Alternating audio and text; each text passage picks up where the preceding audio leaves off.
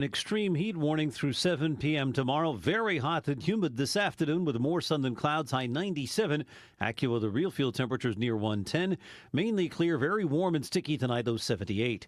I'm AccuWeather meteorologist Joe Lundberg on 104.1 FM KMOX. It is 92 degrees in downtown St. Louis. Transform your home with the beauty and durability of James Hardie Siding. At Siding Express, they specialize in James Hardie siding installation. Visit sidingexpress.com to schedule a free consultation. That's sidingexpress.com. It is 12:03. I'm Debbie Monterey, KMOX News. This is the Gashouse Gang on 104.1 FM KMOX. Sponsored by Saliga Heating and Cooling, a Daikin comfort dealer. And by Anderson Hospital, a Newsweek World's Best Hospital. Now, the Gashouse Gang on KMOX. We are live on the Gashouse Gang. You know, some people might speculate, some people might guess what goes on with the team, some people might spitball ideas out there. We go straight to the manager. That's how we do it around here. The manager of the sometimes Cardinals. we speculate. That's like the rest of the week. Every day but today, not on Tuesday. And after this, we will speculate on what the Cardinals are going to do at the trade deadline. That'll happen after we talk to Oli as we get a couple of days prior to the deadline. But with Bernie Miklas, Chris Ranji, my daughter Audrey in studio today, hanging out. Yeah. Cardinals manager Oliver Marmol is with us. Hi, Ollie. How we doing? Doing great. Producer Matt Pajeski, Frank Ladd. We got a whole team here ready to go. And let's start. Let's just get after it right away. I mean, a good win for you last night. A couple of things to highlight. One, excellent performance by Andre Palante. And how about your left fielder? He was who's that guy out there? No, it was good to get him out there. He's been working hard. Like I said yesterday, this has been a work in progress over the last couple of weeks, the last 2 weeks or so. He's been out there every day with John Jay, and Jay does such a nice job of just programming, like from step one all the way to here's what game you're going to play in, and building him up and making sure that all the fundamentals are covered and he feels comfortable out there. But he's been working hard at it, man. Early work every single day, and then during BP, chasing after balls and getting after it, making sure that he checks all the boxes. But yesterday with Palante on the mound, it's a high ground ball guy, very limited fly balls. It's his best opportunity to just get a taste of it, man, and just get one game under his belt. He was nervous. I mean, pregame, he was all smiles, but you can tell, man, he was nervous as can be. So it's nice to get that first game out of the way. And go from there. Oli, want to follow up on that? Good afternoon to you, sir. Good to see you. The Herrera move is really interesting. I like it a lot for whatever it's worth. But I want to know is like what is the actual goal of this? Is it something where you're going to take a look at it? Is it something where you just want to kind of get him initiated to get started on this? Is this a situation where the hope of the organization is that he can become a regular left fielder for you rather than, kind of moving back and forth? I think we need to take a long enough look at it to evaluate that. At the end of the day, he's been DHing quite a bit. We don't want to throw him behind the plate with the lower half issues. I think it's a matter of time, but whether that flares up again this season. So we wanted to stay away from that. But when it's this hot out, man, and guys are grinding, it's hard for him to just take up that DH spot every day. You need to be able to rotate some guys through that, Nato and Donovan and Burley and others.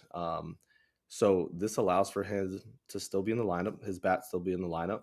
And depending on what it looks like, man, we can build off of it and see if this is an opportunity that we can run out there more often than not. So he's not going to be out there every day, just to be clear.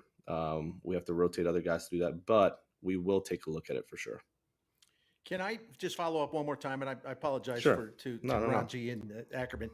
The one of the things that I looked at, I said, this makes a lot of sense. And since the start of last season, when you have right-handed batters that are in the lineup as outfielders, not DH, not any other position, the Cardinals, since start of 2024, their right-handed hitting outfielders ranked dead last in like every offensive category compared to other major league outfielders with their right-handed hitters. So here you go. You got a great right-handed bat here, and it fits frankly a pretty big void. And And I know that there's a lot of hopes that Jordan Walker will also do that as he's come Sure. along. But how much of it is a bonus to actually get a good right-handed stick out there? You highlighted it. We haven't had a ton of power from our outfielders, a lot of slug and production. This allows for the potential of that being the case. But it's a matter of comfort and effectiveness out in left field. If we continue to take a look at it and he looks like he can do the job, then we go into the offseason and we feel much better about what our options are. But I think first step is yesterday. Um, let's get the nerves out. Let's see what it looks like, and then do it several more times to see some action in games, and then evaluate from there. But to your point, the production from our outfield, specifically in some of those power categories, is real.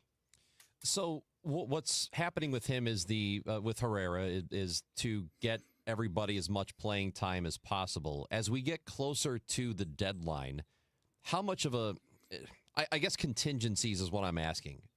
Knowing that there are players who could be traded, it's possible you have a position player traded that opens things up.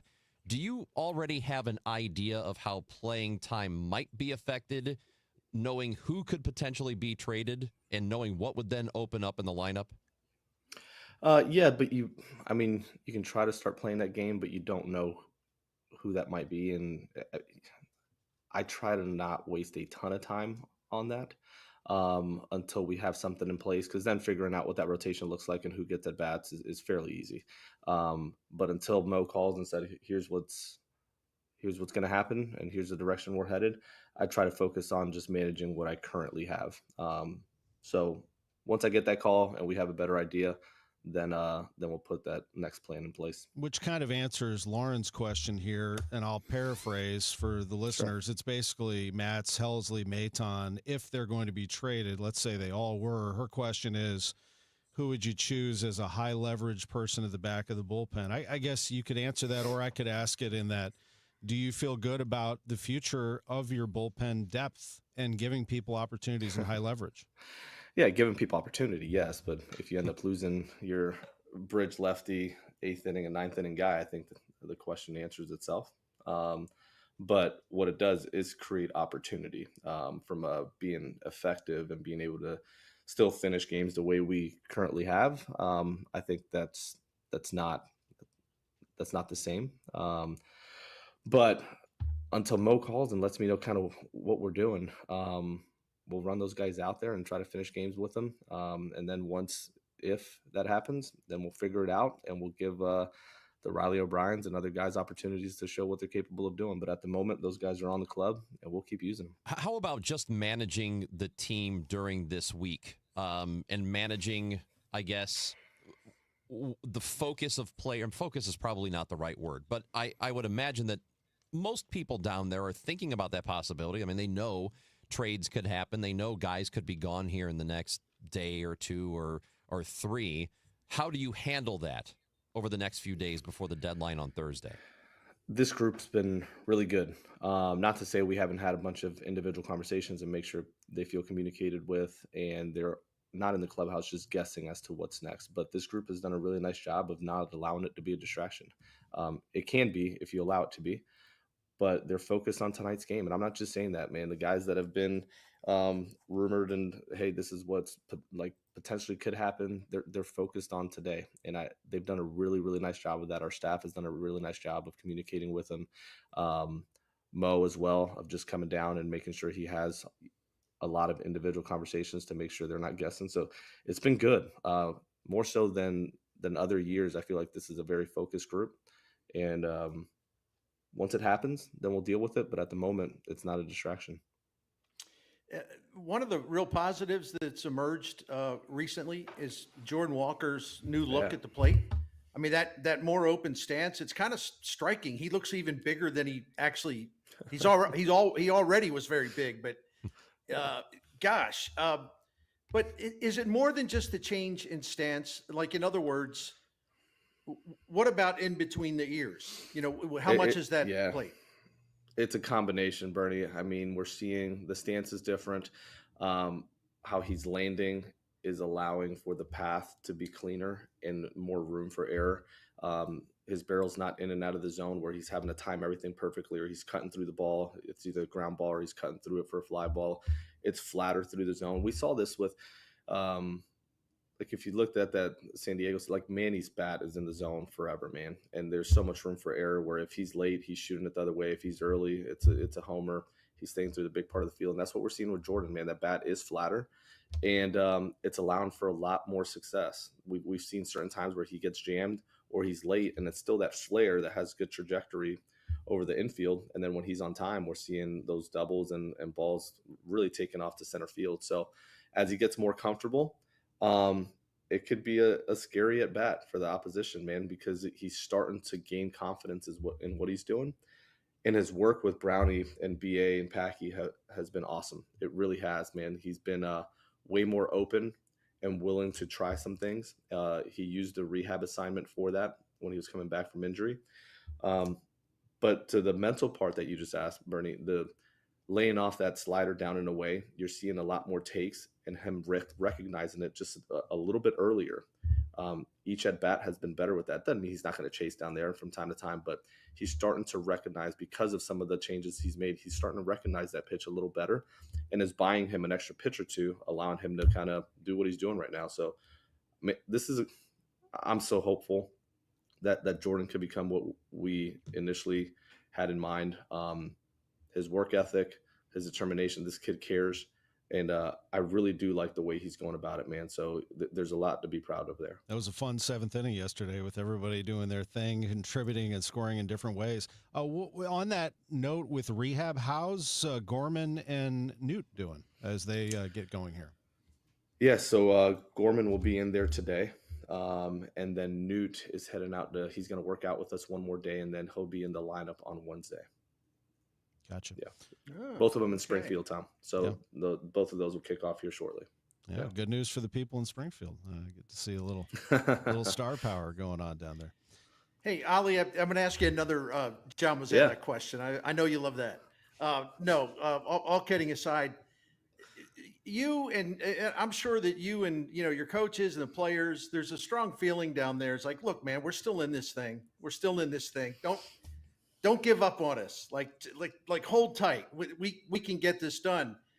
Number one, I want to ask you about that feeling within the clubhouse, including you. But number two, how do you approach Mo and just tell him how you really think? Not that he'll necessarily listen that much, because if he's determined on a particular course of action, what will be will be. But how do you make that appeal to him, if you do? By playing the game the right way and giving ourselves a shot every day. I mean, I think you have to do it with actions more than words. You just go out there and you prepare your team to take their best shot, man. And I feel like we've done that. We got beat the last two against San Diego. I mean, the road trip wasn't good, and that's on us. But at the end of the day, just going out there and just playing the best game we could possibly play. We've had several conversations as far as how I feel, how he feels, and how to move this thing forward. And the reality is this, man, like when you take a step back and you think about what we're trying to do over the next 2, 3, 4, 5 years, and being able to sit down with Haim as well and talking through what's possible for this organization moving forward. I don't want to make decisions that feel good in the short term, and then we're stuck in this middle ground for another couple years. I want to be able to, even in my seat as I sit here, I want to make sure that we're not sneaking into the playoffs every year. I want to beat people's ass, and like, you show up to the field. There's a difference between showing up to the field and taking your best shot and showing up to the field knowing you're going to win, and once in a while you may get beat. That's different. I want to get to the point where this club and this organization is back to doing exactly that, which is you show up every day knowing you're going to win, and at times somebody beats you. And in order to do that, we're going to have to make some tough decisions. But it doesn't mean that I'm not showing up today trying to win. I can guarantee that. Oli, you mentioned the Padres game. Why are they such big babies? Come on now. What are you trying to do? When stuff like that happens, when there's it's not a beanball war at this point, but there's always, there's always the risk of guys getting hurt. And I know Contreras really is upset about that, and he should be. I thought what I will say about that entire situation, I thought two things. I thought Contreras handled it extremely well, especially being the one getting actually hit hard. Okay. I thought he handled that situation as best as you possibly could. Especially, this is a guy that's super emotional, plays with just his hair on fire, and he controlled himself well. And then I thought the crew, Alfonso and those guys, Lance and that umpiring crew, did a really nice job of not letting it get out of hand. Because you can issue warnings earlier, you can do things that just get you even more mad. And it leads to a real brawl. I thought they handled it well. It's part of baseball. You got two teams fighting really hard. Guys get hit, other side gets hit as well, and we keep moving. But I enjoyed that series. No, I bet you did. I heard your pregame interview with Claibs on Sunday, and I felt like there were going to be the edited version. Yeah, the edited version. The edited version where it sounded like your interview that you said, "Hey, look, nobody got hurt. It's over. We just move on." That's exactly right. Yeah, I thought it was handled well by everybody. Yeah, and I like the respect that Machado has for Contreras. That was kind of a cool thing to see them arm in arm at first base. Let's take a quick break. We'll come back with more. This is the Gashouse Gang. It's sponsored by our conversation with Oli Marmol by Siteman Cancer Center, national leaders in cancer. We'll be right back with the Cardinals manager, Bernie Miklasz, Chris Ranji, Tom Ackerman, Oliver Marmol right after this.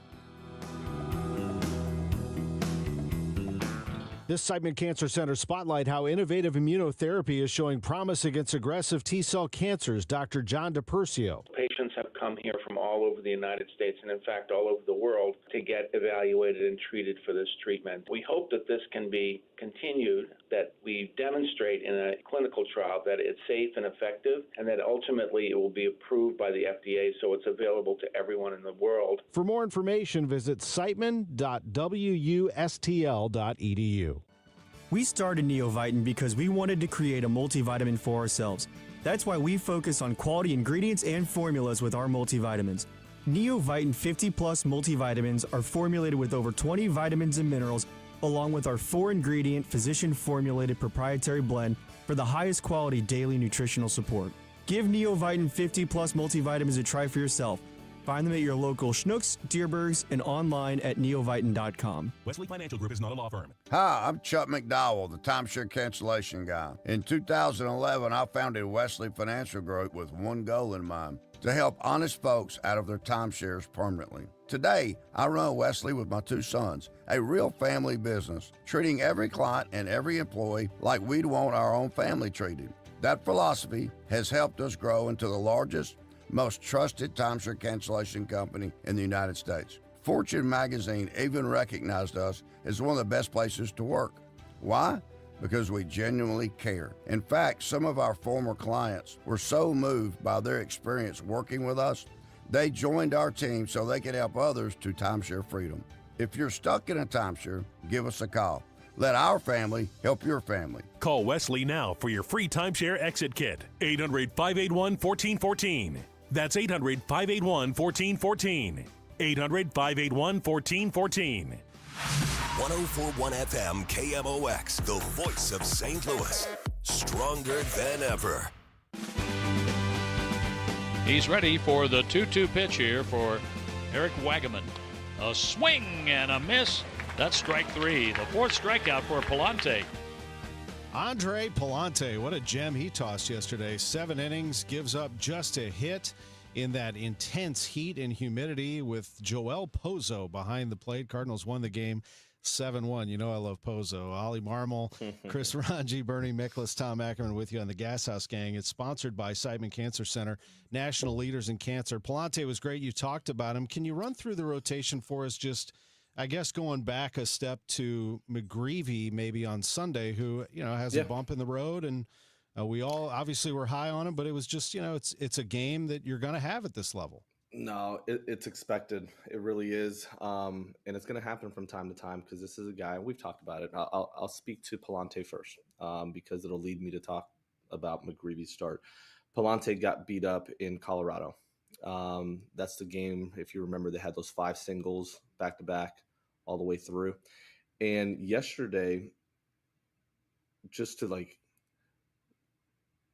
post-game, sometimes I jump on there and it sounds like a broken record because I'm like, hey, he pitches to contact. It's going to lead to games that look like this. Well, yesterday was not much different. They had 5-6 balls that were 95 plus. They just happened to be at people. A couple line drives to center field, a couple ground balls right at people that lead to quick outs. So super efficient, gives you 7, throws 80 something pitches, and you feel good about it.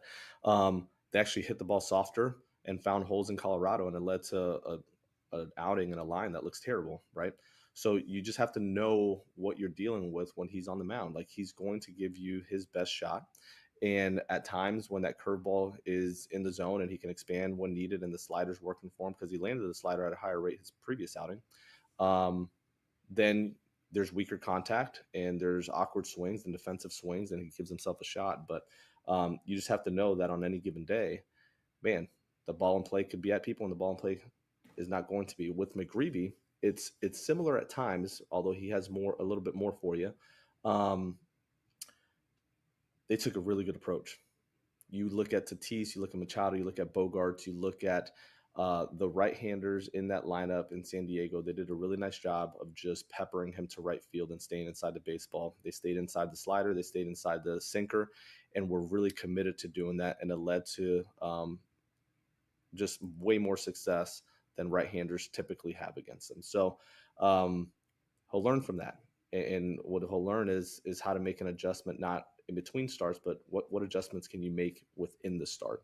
And that's part of what we talked about when we got him up here. Like, getting feedback from big league hitters is going to be important, because in AAA, man, it's hard for 1 through 9 to take a unified approach the way teams up here will. Okay.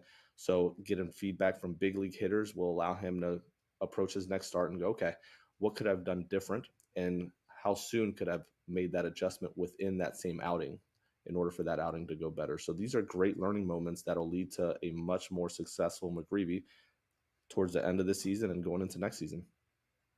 Oli, I want to ask you about this. You didn't have Arenado in the lineup last night, and he's been scuffling, to say the least. And this is something I've been meaning to ask you, and I just haven't found a spot for it in these sessions you do with us. But one thing that fans will say to me in my correspondence with them is said, listen, Oli needs to give some of these guys more time off, like Arenado, Donovan, say Mason Wynn. Donnie's numbers for whatever have really slowed down after, over the last 25 games or so. And so you see that. And as a manager, how difficult is it where, you want your best talent out there, but on the other hand, maybe guys are just feeling down a little bit, just energy wise. Do you think you can afford to give them more of a breather? Is that a challenge for you? You can. The short answer is yes. But you have guys that take a lot of pride in wanting to play over 150 games a year, and that's part of their makeup of like, man, I need to train my body to be able to do that. Nato's one of them. Mason's one of them. Donnie's another one. I mean, these guys Contreras fits into that bucket. The last thing you just added is probably the most important. If it's an energy thing, a fatigue, where now they're having to overcompensate with different parts of their swing, or they're not able to make adjustments because their body's just worn down, then absolutely. If it's a performance, man, most of these guys just want to play through that, because not playing doesn't give them the chance to make certain adjustments. So for example, Donnie, I think, could use a day. He's down today. He's out of the lineup. I'm not going to use him. I'm going to let him have a day off, because I think that one, when you look at the All-Star break, I wanted to play him through the last series we just had. And then we told Nato we'd find him a day here against the Marlins, and we'd find Donnie a day against the Marlins, and then go from there. So the All-Star break, not having one for Donnie, I'm glad he was an All-Star and he got to participate in all the festivities and do everything, but it takes a little bit out of you to not be able to take that 4-day break and just rest. So giving him today makes sense. When it comes to Nato, man, it's hard, because this is a guy that he doesn't want that time off. He wants to be able to work through it and figure it out. So that's a constant. I mean, there's days where I've given him off and he comes in the office. He's like, I know, like I need to be in there tomorrow, and here's why. And he'll talk his way back into the lineup. So yesterday was one of those where we just agreed, like, we're not talking our way out of this one. Take your day. Yachty was no different. AP was no different. They just want to be in there every day. That's what they get paid to do, and they take a lot of pride in it. And also, you have as a manager, you're going to have those conversations with players that you've told them they can have a day off. We don't always hear about that. And there are times fans say, well, why didn't this guy play? Or how come he didn't pinch hit? Yeah. When you say to a player, this is your day, you're off, you're out, how often does it stay that way? As opposed to you get late in the game and you think, oh, maybe I know I told you a day off, but you're in there now. I need you to hit. No, there's days where somebody's off and I'll tell them, hey, if it could change the game in the 8th or 9th, I'll use you. And there's days like yesterday where regardless of situation, Nado was going to have a full day. So I give them a heads up before the day starts, like, hey, you're completely off today. I remember giving Mason a day and I told him you have a full day off, and 8th inning came around. He's in his cleats and batting gloves on, helmet on, standing next to me like, let's go. So those are the times where, man, if your dudes are that eager to change the game, even when you've told them, then damn it, you better use them, because that tells you a lot about who they are and what they want, which is they want to win. So those type of situations, yeah, you can change my mind. Nathan has a question on YouTube about Sonny, who's had a couple of rough starts. He's given 11 hits. I saw that one. Yeah. I was hoping you didn't highlight that one. I was hoping that thread just kept going up. Sorry. Just because, yes, there are adjustments, but I can't, I'm not going to sit here and speak to them because they're strategic. Maybe right? just overall, what are you seeing from him? I mean, he hasn't walked anyone in those 2 games, but boy, he's given up a lot of hits and runs. Yeah, there's some things that we talk through, and mainly with Dusty, that are strategy-based, usage-based, sequence-based, that he'll continue to make adjustments to. But the adjustments that are meaningful enough to speak to, I won't on the show. No scouting reports allowed on the Gashouse Gang. That's one of the rules of the Gashouse Gang. Yeah. We were told that. It was a directive. That's right. Yeah. Bernie, let's turn it back over to you. Yeah, I was when we talk about the runway players, and there's quite a few in the category, although I always punch back on the idea that Brendan Donovan's a runway player. I think he's pretty established in the big leagues, Some of my media pals are always putting him on the runway list. So what are y'all talking about? It's been right. So anyway, but you can talk about any of these guys you want, but who in your mind, if you had to this point of the season, if you had to identify a couple of, however many you want, of your younger hitters, your younger pitchers that have strengthened, have reinforced the idea that they're players worth, investing in going forward, who has improved their stock so far? I'd have to say Burleson has done a really nice job of running with the opportunity given. And for a couple of reasons, we sat him down, and this got out there as far as how direct the conversation was. Like, we can't trust you defensively in the outfield because it hasn't looked good. And you're going to have to do something this offseason to fix that, because in order to get a meaningful amount of at-bats, it can't just be at the DH. We're going to have to trust you out there. And he worked really hard at it. And I think we can all agree it looks better out there, man.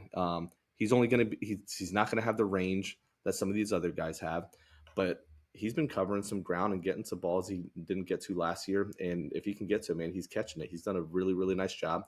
But the passion and conviction in which he does everything, man, it's contagious. Like, you sit there and you watch him, and this guy cares, and the attention to detail and how he scouts the opposing pitcher, his ability to have a conversation with Brownie and other hitters as to what he sees. And it's impressive, man. And you can take a step back and project what that looks like over the next several years and be excited about it. So this is a guy who at times it was like, hey, we're going to have to play some other guys, be patient. But when given the opportunity, it's been impossible to take him out. I mean, now he's our 3-hole hitter, right? So he's the one that stands out the most. I'm impressed by what we're seeing post injury with Walker. That's headed in the right direction. And if you would have asked me before injury, man, like, I was honest with you guys, like, there's nothing pointing towards this getting better in the immediate. Like, we're going to have to make some real adjustments, but he's made those and he's committed to them. And he's starting to be, there's a difference between being committed and convicted. He's starting to be convicted about, like, this is what I do every day. And once you get to that point, you start to play with a little bit more confidence, and everything starts to come together for you. So my hope is that we're starting to see that with Jordan as well. But those are the ones that stick out the most. Unfortunately, with Newt and Gore, the injuries have made it a little bit more difficult to get the consistent at bats and just see it over time. I thought Gore showed flashes of that, but not consistent enough for us to sit here and go like keep going. Like there has to be a little bit more of a availability there. But yeah, that's what comes to mind. One other real quickie. Yeah. You got listen, I know Libby kind of hit the wall or whatever we want to call that, but sure. Yeah, I would imagine you and Dusty would be pleased with what you've seen so far, and understanding that there were going to be some tough times built in there. That's just the way it works when you're a young starting pitcher in the major leagues. What do you think of his season so far? That's been a huge success. I mean, the value you create by Libby being a starter rather than a 2-inning reliever is incredible. So for us to make the decision and Libby to be ready for that decision in spring training to come in as a starter, and you talk about someone that's focused. I mean, Libby, the way he prepares, the way he goes about his work, the attention to detail is incredible, man. Like it's what you would want out of a lot of your players. And he's going to continue to grow because he's hungry for it. You can have the toughest conversation with him. And this is one of the worst things you can do, in my opinion, when someone brings something to you. And this goes for me as well. And I value this with players that have it, is become defensive. You can bring just about anything to me. And I'm going to be more curious than defensive. Like, why do you think that? And then I'll assess how much of it is real and how much of it is just your bias. But I want to know, and I'm going to be curious. Libby's the same way, man. You can bring the toughest conversation to him, and he's going to want to know more and understand how that can make him better. And then he'll filter through it and what can make me better and what I don't need. But he's been very impressive. I would throw Leahy into that conversation too. Because you look at what Leahy did early on, and we talked about, man, you guys can run this guy through lefties. Super effective. Doesn't matter righty lefty. He's done a really nice job. And then he had that bump in the road where for several weeks, man, he was getting hit pretty good. And that's what the big leagues and runways about, is the ability to, when you hit that bump in the road, not get optioned out, but give you enough opportunity to see if you can make an adjustment against big league hitters. And what we've seen out of him as of late is exactly that, man. He's okay. This is why I'm getting hit. Here's the adjustment I can make, and then follow through with it and see what feedback you get from big league hitters. And it's been really impressive. So he's put himself in a spot where you can kind of look out to the future and go, okay, does this guy need an opportunity to come into spring training as a starter? And if so, like, what does that look like? You know, he can be a multiple and short stint guy out of the pen, but there's value there. He's got the pitches. He's got the arsenal to do it. That's for sure. So he's another one that fits into that where you feel really good about it. That was my question exactly. In fact, while you were answering that earlier question, I was sitting here, my daughter saw me looking up numbers on Leahy, because I think, and there's Redbird Farmhands kind of along those same lines, was saying, do you see him as a potential starter later this year? So, yeah, good answer on that. I mean, if you're talking about a guy who's made a climb, there's a guy right there. No doubt about it. Did you have one more, Chris? Yeah. Are you going to, or I guess the question really is, how do you approach innings workload limits, like with guys with Liberatore, and how does where the standings sit affect all of that? Because it's still a player. You want to protect his health and his arm. So how are you going to approach all those things? Yeah, as you guys were, I checked my phone about 5 minutes ago, and it was dusty because we're meeting about exactly that today. And we're going to lay out a couple of those guys that fit into that bucket and start to kind of get to the point where we feel good about here's what those numbers should look like here in the next 30 days, 60 days, and plan it out. But that's exactly what my afternoon will go towards. Always appreciate. That's a non-answer for you. No, thanks. well, It's great. Well, now we know what you're talking about it today. Yeah. So that's it. There's a nugget. Yeah, and you I think KMOX ought to be in the meeting and we can broadcast it. What do you think? Would that be that'd be How innovative, about right? if we're in the meeting, but we promise not to tell anybody? Just for research. Just for research. Yeah. We love that you start your afternoons with us. I can tell you that. We appreciate it very much. It's great to have you on the show, and best of luck to you tonight against the Marlins.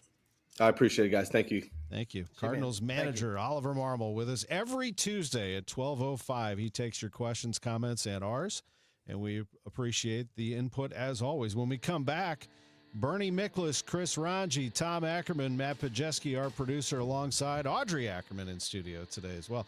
We're going to break down the trade deadline. We're 2 days away, boys. We got some work to do here. It is all coming next on the Gashouse Gang on KMOX. The Dave Glover Show. If you sit down with me and we talk about who I am, what I am, my values, political, voting record, you're never going to walk away and go, that guy's a bleeding heart progressive. I'm just not stupid. And I just don't take bait. And I just don't do things because you tell me to, or that I'm afraid that if I don't, fall in line or get on the bandwagon, people aren't going to like me.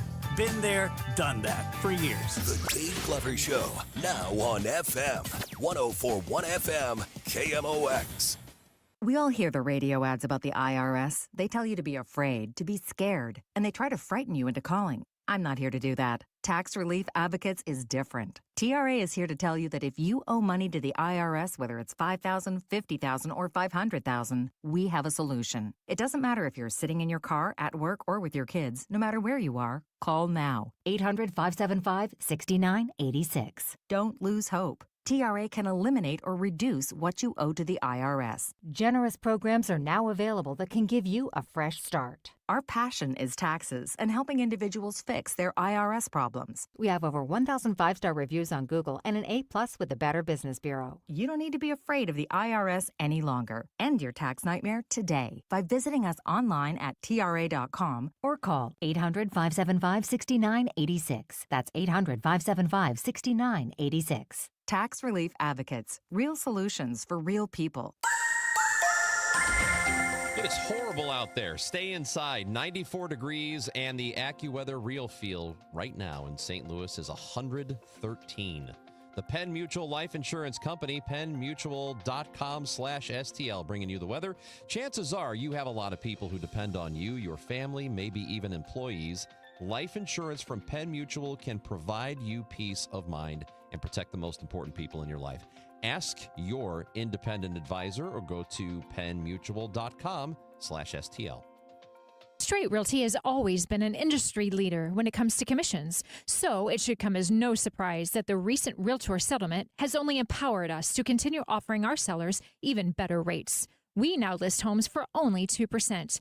Hi, I'm Christina Straight, owner of Straight Realty. Call me, 314-441-4444. Why pay more than 2? You can also listen to my podcast on my website, straightrealty.com. Commissions are not regulated and are negotiable. Straight Realty is a licensed broker in the state of Missouri. When you want a brand new kitchen, there's nothing to it. There's a brand new way to do it. 3-Day Kitchen and Bath. Rochelle talks about her experience with 3-Day Kitchen and Bath. It was a wonderful experience. I had heard about them on the radio. They come out to your house. They let you know what they do. They let you pick out your features, your colors, and then they come into your home the morning they start. They walk you through, this is what's going to happen, and you leave for a few days, and you come home, and it's done. Was it easy? It made it easy because you're not in the middle of a mess for 2 or 3 months. Left on a Tuesday morning, and it was done on a Thursday night. We came home Friday morning early because we were so excited. What was your reaction when you first saw it? Wow. It's about time. 3 days or less at 3-Day Kitchen and Bath. Hey guys, Dave and Rach here for our good friends at Smart Mouth. So it is unique by the very definition of the word. It's the only mouth rinse out there with 2 chemicals that combine to prevent bad breath for 24 hours a day with just 2 rinses a day. Never have bad breath again. You can find Smart Mouth locally at Schnucks and Deerbergs or at Walgreens, Walmart, and Amazon. Visit smartmouth.com to snag a special discount on your next Smart Mouth purchase. That's smartmouth.com/Glover. At CertaPro Painters, we know that a happy place comes in many colors, like ones that inspire a sense of wonder, or a new flavor that makes life just a little bit sweeter, or one to celebrate those moments that lift you to new heights, at home or at work. We'll make your happy place your own. CertaPro Painters. That's painting happy. Each CertaPro Painters business is independently owned and operated. Contractor license and registration information is available at CertaPro.com. Soccer fans, St. Louis City SC hosts English Premier League giants, the Aston Villa Football Club. Wednesday, July 30th, 7:30 p.m. at Energizer Park. Reserve your seat for this historic match now at stlcitysc.com/tickets. St. Louis City versus Aston Villa. Presented by Purina. Today, the Cards, the Marlins. Ameren Total Access 550. Cardinals Radio, 104.1 FM, KMOX. The Gashouse Gang on KMOX, sponsored by Saliga Heating and Cooling, SaligaHeatingandCooling.com, and by Anderson Hospital. We are joined by Bernie Miklas, Chris Ranji, Tom Ackerman, producer Matt Pajeski. Let's get Bernie's reaction to Oli. He gave us a couple of nuggets there. One, Donnie's going to have the day off today. He talked pretty openly about his feelings on some of the players and situations that he faces, not only this week, but in the future. Just your takeaway, Bernie, from Oli's visit. I thought there was some really good big picture stuff. The stuff about how the conversations he has with John Mozeliak and whether he tries to make the case to like kind of keep everything together. And, you know, you get I got the distinct impression that Oli sees a bigger picture here. In fact, I think those comments were outstanding. I'm probably going to use them in something I write where, like, yeah, he's dedicated to winning every game that he can when he goes into the game, but he also sees a bigger picture.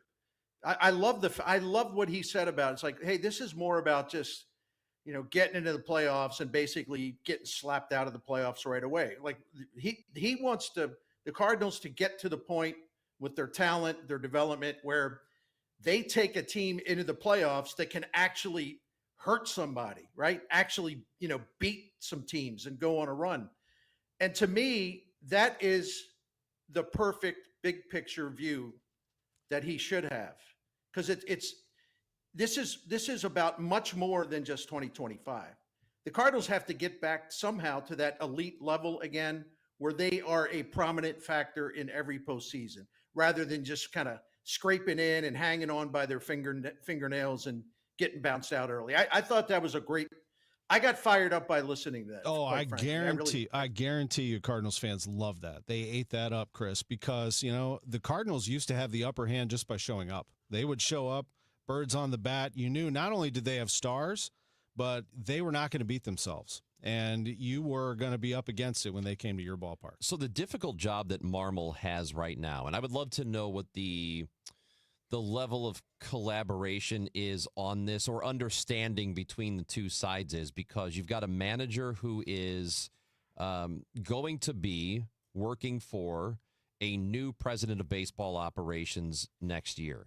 And what I would like to know is what Chaim Bloom's evaluation of him is. Has he already determined this is my guy, and I want him to approach the remainder of the season this way? Or is Oli thinking, you know, I've got to find a good way to balance trying to win, trying to make a good impression, but also making sure that I'm giving runway to these players, the right players that we can evaluate, so that at the end of the year, he's not judged based on the record alone in 2025.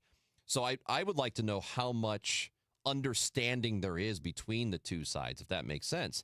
Because, you know, if there isn't a whole lot of that and you're Oli, you're thinking, well, okay, I need to make sure this team wins as much as possible. So when they decide what they want to do moving forward, I can point back at the record and say, well, here's what I accomplished with this team. And this is how good they were, and they probably shouldn't have been that good. You know what I mean? Right. So, no, I'm with you. And yeah, I think Oli Marmol and Chaim Bloom are on the same wavelength and page on this one. It isn't that Chaim Bloom doesn't care about 2025, but for all intents and purposes, this was kind of okay, we got to play a lot of guys. We have to make a really good evaluation of what we have, what we don't have, and then go from there. I think Chaim Bloom was brought in here to do whatever he can to get the Cardinals back to that higher level. Sure. And I think that's where his main focus is going to be.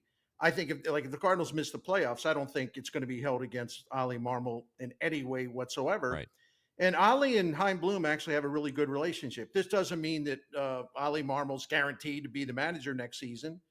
But I think they're on the same page. They're on the same wavelength. They have a really good, honest working relationship, and I think that's a very healthy thing.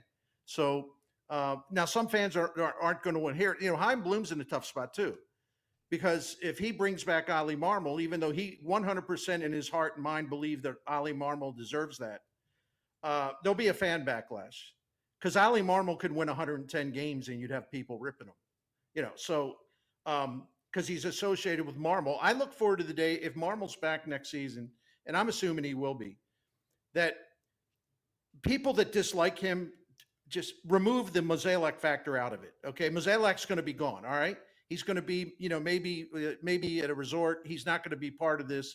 He'll be enjoying life. Don't hold Oli Marmol. Don't be down on him because Mozeliak hired him. Let's evaluate it based on performance.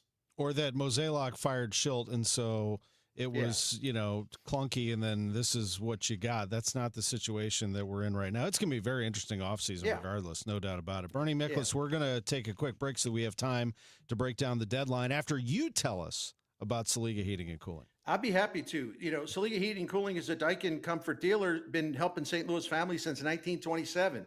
The same family continuously owns this and operates it. The Saligas. Dan Saliga is my guy, and he's taken great care of this proud family business. The Miklases know all about Saliga, that we've been calling on them for at least 16, 17 years. They've been perfect with us. Nobody wants to have a problem with your heating or air. No one wants to have a problem with anything to do with like indoor air quality and all that stuff. But they'll take care of it. We know that it's we're relieved that we know we can trust on Saliga to get it done right and to be honest about it and to be prompt about it and professional about it and not try to sell us stuff. And rather, they look for solutions that are going to help us out for less of a price. So we don't want any problems with our heating and air conditioning, but if we do, we're grateful that we can call on Saliga. And that's maybe why they've been around since 1927. They have the Priority Club, which is a maintenance program. Big benefit to that, extend the life of your equipment, and it will save you money. So you can find out more about that and everything else with Saliga Heating and Cooling by going to SaligaHeatingandCooling.com. Thank you. Named one of Newsweek's world's best hospitals for 2025, Anderson Hospital is your hospital for life, delivering exceptional, compassionate care to families across the Metro East. From emergency services to specialized treatments, our dedicated team supports your health at every stage. Experience world-class care close to home. Discover the difference at andersonhospital.org. Dive into adventure this summer at the St. Louis Aquarium's Summer of the Shark. Get face to fin with some of the ocean's most awe-inspiring creatures in shark-themed exhibits, jaw-dropping displays, and interactive experiences for the whole family. Whether you're a fin-tastic fan or just curious, there's hands-on fun and fascinating facts around every corner at the St. Louis Aquarium. Don't miss your chance to make a splash. Plan your visit today at stlouisunionstation.com. That's stlouisunionstation.com. Get ready, St. Louis. Two acclaimed performers will headline a summer finale on the Muni stage Thursday, August 28th. International music icon Diana Ross and multi-Grammy Award-winning artist John Baptiste. And this is your chance to win a premium VIP experience to see the show. VIP includes a pair of box seats, a pair of VIP pre-party tickets, free drinks at the intermission bar, and a free parking pass. Register now online at KMOX.com/contest for your chance to win. I'm John Morgan of Morgan & Morgan. We recently received a call from an injured person. The insurance company had offered them $11,000. We took the case over and got more than $2 million in court. Morgan & Morgan. Visit forthepeople.com for an office near you. I'm Ed Evans, CEO of Consumer Cellular. We're dedicated to serving people 50 and up like me. Our needs are different. Big Wireless wants us in an unlimited plan, but if you're not using all that data, you're probably getting used. At Consumer Cellular, we're focused on affordable, reliable plans, including data that suits your needs, not ours. Our plans start at just $20, and you'll get the best customer service in the business. Call 1-888-FREEDOM, visit consumercellular.com/facts or a store near you. Plans include $5 credit for auto pay and e-billing. See site for additional facts. The success you've already had matters at University of Maryland Global Campus because we're a school for real life. An accredited state university, UMGC lets you earn up to 90 credits toward a bachelor's for prior learning and relevant life and work experience, or transfer up to 12 credits toward a master's. We offer affordable tuition and online and hybrid courses. Classes start August 13th. Apply now and save with no application fee. Learn more at umgc.edu. Certified to operate in Virginia by Chev. How many of you think taxes are going to go up in the future? And if they do, who will be hit the hardest? Maybe it's you, headed for retirement. You've been saving in that 401k or IRA, and that money has never been taxed. And Uncle Sam is looking at that account like it's a big, juicy steak. What can you do about it? Join the All Financial Group for their Taxes in Retirement Seminar, Tuesday, August 26th or Thursday, August 28th at Fleming's. They believe a financial plan is not a retirement plan without a tax plan. Fund your retirement, not Uncle Sam's. Reserve your spot today by calling 636-230-8824. That's 636-230-8824. Or online at yourmoneymattersstl.com. Investment advisory products and services made available through Impact Partnership Wealth, LLC, IPW, a registered investment advisor. Neither the firm nor its agents or representatives may give tax or legal advice. Individuals should consult with a qualified professional for guidance before making any purchasing decisions. Now, back to the Gashouse Gang, sponsored by Saliga Heating and Cooling and by Anderson Hospital on 104.1 FM, KMOX. We are back on the Gashouse Gang final segment. Couple minutes left. Bernie, just your gut feeling on the deadline here. I know we're going to have a ton of trade deadline coverage between now and 5 o'clock on Thursday. I mean, I assume the three relievers on expiring contracts will be traded. I have no reason to believe otherwise. I think the Cardinals are committed to reality and understanding that this is about the future. I think JoJo Romero, they ought to trade him because I think the value would be really good since he has a year left. I'm trying to think if there'll be any surprises. I mean, I guess you never can rule it out. I don't think there will be any surprises right now. You know, if I had to have one, if you say, well, what would be the top of your wish list? I would say two things real quick. Number one, that they'd find a home for Nolan Arenado that's agreeable for him, because I think it would be best for everybody. And number two, I hope somehow, some way, they would come out of whatever is going to happen the next few days with a young major league starting pitcher that can be with them for a while. I don't know what that'll take, but I'm just saying that would be on my wish list. And one more thing I wanted to bring up before we go, Chris, you spent a lot of time in Chicago working. We lost Ryan Sandberg yesterday, who was our generation's Ernie Banks.